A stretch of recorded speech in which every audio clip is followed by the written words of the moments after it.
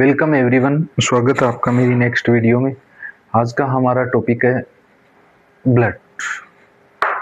Basically blood की बात, हमारा जो सबसे पहला जो टॉपिक है, लैब से रिलेटेड जितने भी स्टूडेंट हैं, जितने भी बच्चे हैं, या फिर जो लैब की तैयारी कर रहे हैं या फिर लैब का कोर्स करना चाहते हैं, डीएमएलटी स्पेशली डीएमएलटी करना चाहते हैं, बीएससी एमएलटी करना चाहते हैं, या फिर इसमें कोई सर्टिफिकेट कोर्स करना चाहते हैं, या फिर जो बच्चे डीएमएलटी क्लियर कर चुके हैं या फिर अभी लैब में काम कर रहे हैं, तो अभी क्या होगा कि आने वाले आगामी कुछ ही दिनों में भर्तियां आने वाली है।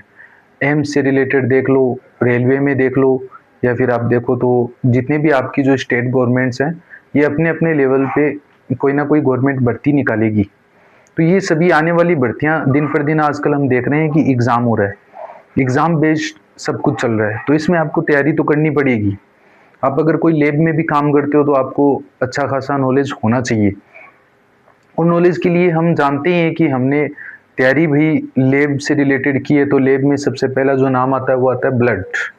जो सबसे पहली जो बात की जाती है ब्लड की जाती है कि कोई पूछ भी ले कि भाई कौन सा कोर्स कर रहे हो, क्या कर रहे हो, तो बोलते भी लोग यही हैं कि ब्लड टेस्ट वाला कोर्स कर रहे हैं। जिसको नहीं मालूम हो कि डीएमएलटी एमएलटी क्या है, बाकी तो आजकल पता लगने लग गए हैं। यानी कि जैसे ही हम लैब में एंटर करते हैं तो एंटर करते ही हमारे दिमाग में एक चीज़ आती है, एक सीरिंज होगी, फिर नीडल होगी, फिर हमें सैंपल लेना है, फिर उस सैंपल का टेस्ट करना है, यानी कि ब्लड टेस्ट करना है। तो ब्लड टेस्ट करने के लिए हमें क्या करना पड़ेगा कि सैंपल चाहिए होता है, सैंपल कलेक्शन प्रोसीजर आनी चाहिए, नीडल चाहिए, सीरिंज चाहिए, इससे रिलेटेड जितने भी डॉक्यूमेंट्स जितने भी इंस्ट्रूमेंट्स वगैरह जो भी हैं वो सभी चाहिए। और डॉक्यूमेंट से रिलेटेड जो भी काम है वो भी कंप्लीट होने चाहिए। तो इसके लिए हमें क्या करना पड़ेगा कि लैब टेस्ट करवाते हैं, आजकल लैब टेस्ट भी करवाते हैं। तो लैब टेस्ट का भी जनरल नॉलेज होना चाहिए कि भाई कौन सा टेस्ट किस लिए किया जाता है। तो अभी इसमें घबराने की कोई आवश्यकता नहीं है।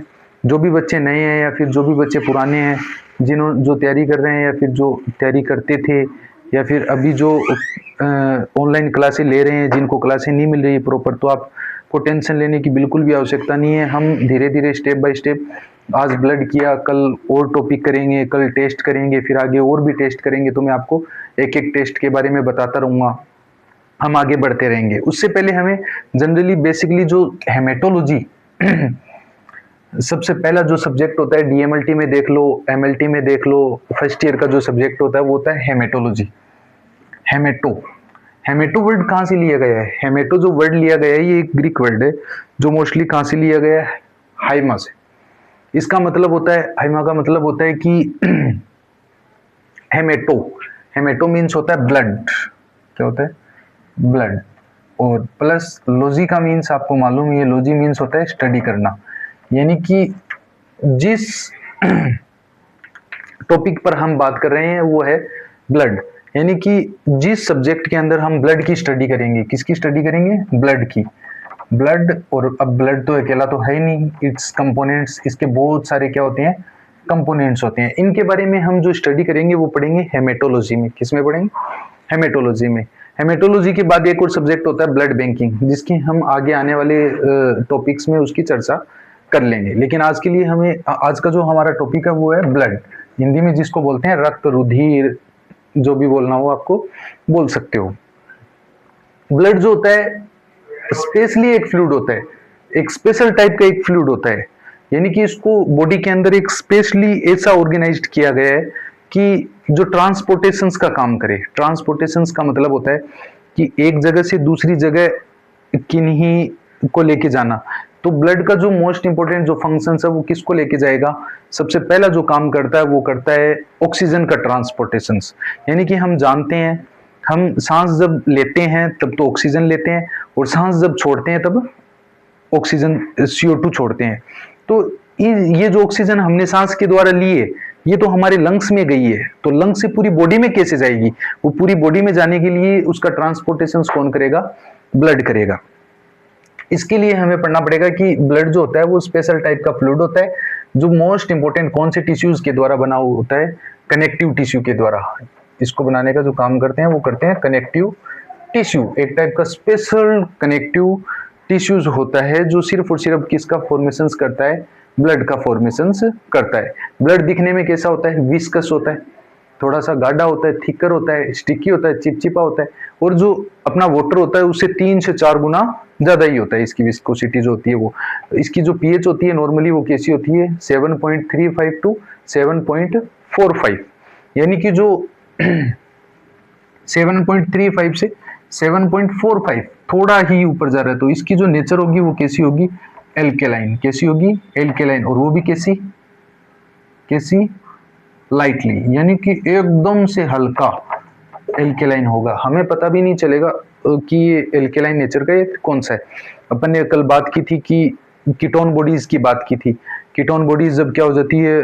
घट जाती है स्पेशली, तो उस कंडीशंस में क्या होता है कि कीटोन बॉडीज की जो के कारण जो ब्लड होता है तो वो कैसी नेचर का हो जाता है? एसिडिक नेचर का हो जाता है। और एसिडिक नेचर का जो ब्लड हो जाता है उसको जहरीला ब्लड बोला जाता है, यानी कि उसमें कोई ना कोई टॉक्सिक हो गया है, तो इसलिए वो सही नहीं होता है। इसका टेम्परेचर कितना होता है? 38 डिग्री सेल्सियस। बोलते हैं कि खून गर्म होता है, तो नॉर्मल हमारा बॉडी टेम्परेचर होता है वो 37 डिग्री सेल्सियस होता है, और तो ब्लड खून गर्म होता है तो एक ज्यादा होता है 38 डिग्री सेल्सियस। कलर कैसा होता है ब्लड का? रेड कलर का होता है। क्यों होता है रेड कलर का? क्योंकि इसके अंदर हीमोग्लोबिन पिगमेंट पाया जाता है। हीमोग्लोबिन, हम इसकी चर्चा आगे करेंगे। और नॉर्मली जो ब्लड होता है उसको कैरी करने का काम कौन करती है? ब्लड वेसल्स, यानी कि नलिकाएं, जो क्या करती है? ब्लड को लेके जाने का काम करती है, ब्लड को पहुंचाने का काम करती है, ब्लड को ऑर्गन, सेल्स, टिश्यूज तक, जहां तक भी लेके जाने का काम होता है वो किसका होता है? ब्लड वेसल्स का, यानी कि रक्त नलिकाएं। ब्लड वेसल्स को हिंदी में बोलते हैं नलिकाएं, यानी कि ब्लड को लेके जाने वाली नलिकाएं, जिसके अंदर मोस्टली 2 टाइप की होती है। कौन कौन सी होती है? एक तो होती है आर्टरी, आर्टरी जिसे बोलते हैं धमनी हिंदी में। एक होती है वेन्स, वेन्स जिसे बोलते हैं शिरा। आर्टरी जो होती है ये सिर्फ और सिर्फ प्योर ब्लड को कैरी करती है, और वेन्स जो होती है वो इम्प्योर ब्लड को कैरी करती है। अब प्योर और इम्प्योर ब्लड का मतलब क्या हुआ? इम्प्योर ब्लड यानी कि हम जानते हैं कि कार्बन जिसमें भी होगा वो इम्प्योर ही होगा। कार्बन एक वेस्ट होता है, और ऑक्सीजन जो होता है वो प्योर होता है। तो हम जो सांस लेते हैं इन्वायरमेंट से, तो उसमें क्या लेते हैं? ऑक्सीजन लेते हैं। तो ऑक्सीजन जिस ब्लड में मिक्स हो जाएगा उसको बोलते हैं हम प्योर ब्लड, और उसको सिर्फ और सिर्फ कैरी करने का काम कौन करता है? आर्टरी करता है। आर्टरी, इसलिए आर्टरी के अंदर जो भी ब्लड होगा वो ब्राइट रेड कलर का होगा, चमकीला लाल कलर का होगा, क्योंकि उसके अंदर क्या क्या पाया जाएगा? ऑक्सीजन पाया जाएगा। और वेन जो होती है, शिराएं, ये क्या करती है? जो सेल्स काम में लेने के बाद जो छोड़ती है, CO2 छोड़ती है, वेस्ट प्रोडक्ट छोड़ती है, उसको कैरी करने का काम कौन करती है? वेन्स करती है। इसलिए वेन्स के अंदर ऑक्सीजन से नहीं मिलता है, या फिर बहुत कम अमाउंट में मिलता है, तो उसका कलर कैसा होगा? डार्क रेड कलर का होगा। यानी कि जो ब्लड वापस आएगा सेल्स से वो कैसे कलर का होगा? डार्क रेड कलर का होगा, जिसको अपन बोलते हैं इम्प्योर ब्लड, क्योंकि इसमें ऑक्सीजन नहीं है, इसमें कौन है? CO2 है, इसलिए इसको क्या बोलते हैं? Impure blood. ओके, इसकी भी चर्चा हम आगे करेंगे, ब्लड वेसल्स के अंदर बहुत गहराई से करेंगे। वॉल्यूम्स जो होती है, वॉल्यूम मतलब कि कितनी अमाउंट के अंदर ब्लड है हमारे अंदर। हमारे अंदर जो भी एडल्ट पर्सन है, नॉर्मल जो इंसान है, उसके अंदर 5 से 6 लीटर नॉर्मल ब्लड होता है। 5 लीटर जो ब्लड है ये फीमेल में मिलता है, 6 लीटर ब्लड है ये किस में मिलता है? मेल में मिलता है। इसके जो फंक्शंस होते हैं, फंक्शंस का मतलब होता है कार्य, इसके नॉर्मल जो कार्य होते हैं वो कौन कौन से होते हैं? ट्रांसपोर्टेशंस। ट्रांसपोर्टेशंस मतलब यानी कि ऑक्सीजन एंड CO2 का। ऑक्सीजन को तो लंग्स से पहुंचाएगा, पूरी बॉडी में लेके जाने का काम करेगा, जबकि CO2 वेस्ट प्रोडक्ट है जो सेल्स यूज में ले लिया सेल्स ने ऑक्सीजन को, फिर वो क्या बचेगा? CO2 वेस्ट प्रोडक्ट, इसको वापस लंग्स में लेके आने का काम करेगा। और लंग्स में लेके आने के बाद हम जैसे ही सांस छोड़ेंगे तो हम इसको एनवायरनमेंट में CO2 को छोड़ देते हैं। दूसरा मोस्ट इंपोर्टेंट क्या करता है? रेगुलेशंस का काम करता है। ट्रांसपोर्टेशंस में एक न्यूट्रिशंस का भी ट्रांसपोर्टेशंस करता है। किसका करता है? न्यूट्रिशंस। न्यूट्रिशंस की बात हम पीछे से करते आ रहे हैं। न्यूट्रिशंस कहाँ से मिलेंगे हमें? हमें न्यूट्रिशंस मिलेंगे GIT ट्रैक्ट से, गैस्ट्रो इंटेस्टाइनल ट्रैक्ट, या फिर इसको बोलते हैं हम एलिमेंट्री कैनाल, या फिर इसको बोल सकते हैं डाइजेस्टिव सिस्टम। डाइजेस्टिव सिस्टम से हमें क्या मिलेंगे, न्यूट्रिशंस, और इन न्यूट्रिशंस को कहाँ छोड़ दिया जाएगा, ब्लड में। ब्लड में, अब ब्लड एक ऐसा स्पेशल फ्लूइड है जो पूरी बॉडी में, होल बॉडी के अंदर क्या करता है, सर्कुलेट करता है। तो होल बॉडी में करेगा तो मतलब ये हर सेल्स तक जाएगा, हर टिश्यू तक जाएगा और हर ऑर्गन्स तक पहुंचने का काम करेगा। बॉडी के अंदर एडी से लेकर चोटी तक, यानी कि एक एक सेल्स तक पहुंचने का काम कौन करता है, ब्लड ही करता है। इसलिए ट्रांसपोर्टेशन का जो काम दिया गया है वो किसको दिया गया है, ब्लड को दिया गया है। ब्लड न्यूट्रिशंस को कैरी करता है और लेके जाता है हर सेल्स तक, हर टिश्यू तक, हर ऑर्गन तक पहुंचाने का काम करता है। दूसरा इसका जो मोस्ट इंपोर्टेंट फंक्शन है वो कौन सा है, रेगुलेशंस बनाना है। रेगुलेशंस का मतलब होता है नियमितता, यानी कि कुछ ऐसे प्रेशर्स होते हैं जैसे ऑस्मोटिक प्रेशर्स होता है वगैरह वगैरह होते हैं, इन सभी चीजों को, जैसे पीएच होती है, बॉडी टेम्परेचर्स होता है, इन सबको मेंटेन रखने का काम भी कौन करता है, ब्लड करता है। तीसरा मोस्ट इंपोर्टेंट फंक्शंस होता है प्रोटेक्शंस, यानी कि हमें बचाने का काम भी कौन करता है, ब्लड करता है। बाहर से आने वाले फॉरेन पार्टिकल्स होते हैं, माइक्रो ऑर्गेनिजम्स होते हैं, वगैरह वगैरह होते हैं, इनसे भी बचाने का काम हमें कौन करता है, ब्लड करता है। इंजरी लग जाए, खून बह रहा है, खून रोकने का काम भी कौन करता है, ब्लड करता है। अब ब्लड जो है वो स्पेशल फ्लूइड है। कैसा है, स्पेशल फ्लूइड है। फ्लूइड मतलब लिक्विड है, यानी कि लिक्विडिटी है इसके अंदर सारी की सारी। तो इस लिक्विडिटी के अंदर मोस्ट इंपोर्टेंट दो पार्ट्स प्रेजेंट होते हैं। दो पार्ट्स मीन्स लिक्विड है तो मीन्स वाटर तो होना ही होना है, तो इसके साथ में दो पार्ट्स इसके अंदर क्या होते हैं, प्रेजेंट होते हैं। एक तो होता है सेल्यूलर पार्ट, एक होता है non cellular part. Cellular part होता है वो 45% होता है, नॉन सेल्यूलर पार्ट होता है वो 55% होता है। सेल्यूलर पार्ट में सेल्स आती है, नाम से स्पष्ट हो रहा है सेल्स। हमारी बॉडी के अंदर कितनी सेल्स पाई जाती है, 3 प्रकार की ब्लड सेल्स पाई जाती है, जिनको क्या बोलते हैं, सेल्यूलर पार्ट में कौन होती है, ब्लड सेल्स। ब्लड सेल्स कौन कौन सी होती है, 1 number RBC, 2 number WBC, 3 number platelets. 3 ही सेल्स पाई जाती है। हम इन सेल्स की सेल्स का जो डिस्कशन है वो आगे अच्छे से करेंगे, बढ़िया तरीके से करेंगे। दूसरा जो पार्ट है नॉन सेल्यूलर, यानी कि इनमें सेल्स नहीं है, इनमें और ही कंपोनेंट्स पाए जाते हैं। ब्लड के और ही कंपोनेंट्स मींस प्लाज्मा। प्लाज्मा ये सारा का सारा है, इसके अंदर वाटर है और इसके अंदर कुछ पिगमेंट्स मिले हुए हैं जिनको अपन किस नाम से जानते हैं, प्लाज्मा, जिसका कलर कैसा होता है, स्ट्रो कलर, या फिर इसको बोल सकते हैं पेल येलो कलर का। जो टोटल होता है 55%। पूरे बॉडी के अंदर कितना पाया जाता है, पूरे ब्लड के अंदर कितना पाया जाता है, 55%। 55% के अंदर भी सबसे ज्यादा पाया जाने वाला कौन होता है, वाटर। कितना होता है, 90 से 92%। तो इसमें कौन मिलेगा, वाटर। बाकी चीजें बच गई वो 8% बच गई, 8 to 10% बच गई। इसमें से भी सबसे ज्यादा कौन पाई जाती है, 7 to 8% प्रोटीन है, स्ट्रो कलर का होता है। 55% होता है, जिसके अंदर सबसे ज्यादा अमाउंट में पाया जाने वाला होता है वाटर। प्लाज्मा के अंदर सबसे ज्यादा पाया जाने वाला वाटर, 90 से 92%, यानी कि टोटल ब्लड में आधे से ज्यादा तो वाटर ही मिलेगा, हमें वाटर ही पाया जाता है। दूसरी मोस्ट इंपोर्टेंट पाई जाती है प्रोटीन्स। वाटर जो होता है ये मोस्ट इंपोर्टेंट फंक्शंस करता है ऑस्मोटिक प्रेशर को बनाए रखने का, हम आगे बात करेंगे इसकी। दूसरी जो पाई जाती है वो होती है 7 to 8% प्रोटीन्स। प्रोटीन हम जानते हैं एल्ब्यूमिन, एल्ब्यूमिन जो होती है ऑस्मोटिक प्रेशर बनाने को सबसे ज्यादा मोस्ट इंपोर्टेंट इसका फंक्शंस होता है। ग्लोब्यूलिन्स, ग्लोब्यूलिन्स हम जानते हैं डिफेंस का काम करती है। एल्ब्यूमिन जो होती है वो 60% पाई जाती है टोटल ब्लड में। ग्लोब्यूलिन जो होती है वो 36% पाई जाती है। फाइब्रिनोजन जो होती है वो कितनी बच गई, इसमें 4% क्या पाई जाती है, फाइब्रिनोजेंस। सबसे मोस्ट इंपोर्टेंट फंक्शन है एल्ब्यूमिन, ग्लोब्यूलिन्स, फाइब्रिनोजेंस।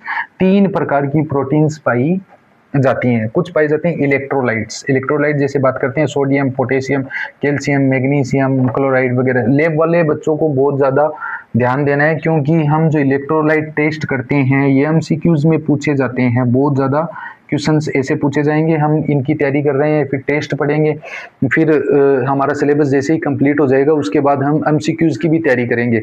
ये आपके रेलवे में, आपकी स्टेट गवर्नमेंट की जो वैकेंसीज है उसमें, या फिर सेंट्रल की जो एम्स वगैरह की जो वैकेंसीज आती है उन सब में बहुत फायदेमंद होगा आपके लिए। ठीक है, हम आप पढ़ते जाओ, धीरे धीरे हम सिलेबस कवर करने की कोशिश करेंगे। हम जनरल इंट्रोडक्शंस पे चल रहे हैं, फिर आगे टेस्ट के बारे में बात करेंगे। और इसमें पाई जाती है गैसेस। गैसेस आपको मालूम ही है, ये ट्रांसपोर्टेशन करने का काम करता है, ऑक्सीजन, CO2, तो ये तो मिलेंगी मिलेंगी, और इनके साथ में कौन मिलेगी, नाइट्रोजन गैस भी मिलेगी कुछ ही अमाउंट के अंदर। हॉर्मोन्स पाए जाते हैं, क्योंकि ये किसका काम करता है, ट्रांसपोर्टेशन का काम करता है, तो हॉर्मोन्स को भी लेके जाने का, ग्लैंड्स के द्वारा सीधे हॉर्मोन्स को भी पहुंचाने का काम कौन करता है, ब्लड करता है, तो इसलिए इसमें कौन मिलेगा, hormones. Waste products, waste product यानी कि सेल्स ने जिनको यूज में ले लिया है, एक्टिविटी हो गई है, फिर उसके बाद में क्या बचा, urea, uric acid, ammonia, creatinine वगैरह को बाहर निकालने का काम भी कौन करता है, ब्लड करता है। ये वेस्ट प्रोडक्ट इसमें कुछ ही अमाउंट में मिलते हैं। टोटल जितना भी जो बच गया सॉलिड कंपोनेंट्स, एक तो लिक्विड में वाटर मिलता है प्लाज्मा में, लिक्विड के अंदर कौन मिलता है, वाटर, जो कितना होता है 90 से 92% मिलता है, ठीक है। फिर इसके बाद में जितना भी जो बच गया सॉलिड पार्ट्स, उसके अंदर प्रोटीन सबसे ज्यादा मिलती है 7 to 8%, 1 से 2% में ये सारी चीजें मिलती है। कौन कौन सी, जैसे कि इलेक्ट्रोलाइट्स हो गए, हॉर्मोन्स हो गए, और वेस्ट प्रोडक्ट्स हो गए, और गैसेस हो गई, ये चीजें आपको इसके अंदर देखने को मिलेगी। अब हम जानते हैं, हमने ब्लड देखा है कैसे कलर का होता है, रेड कलर का होता है, नॉर्मली कैसे कलर का होता है, रेड कलर का, जबकि इसमें रेड कलर का सिर्फ और सिर्फ कौन होता है, हीमोग्लोबिन पिगमेंट, और हीमोग्लोबिन पिगमेंट सिर्फ पाया जाता है आरबीसी सेल्स पर, बाकी किसी के अंदर भी रेड कलर से नहीं पाया जाता। जबकि हमने अभी तक जो ब्लड का कलर देखा है वो रेड कलर देखा है। तो हम नेक्स्ट वीडियो के अंदर हम इस बात पे चर्चा करेंगे कि जो ब्लड होता है उसका एक्चुअली कलर जो होता है वो रेड होता है, लेकिन उसमें सिर्फ आरबीसी का कलर रेड होता है, बाकी जो ब्लड होता है, ब्लड के कंपोनेंट्स होते हैं, उनका कलर रेड नहीं होता है। उनका कलर कैसा होता है, हम नेक्स्ट वीडियो में इसकी बात करेंगे।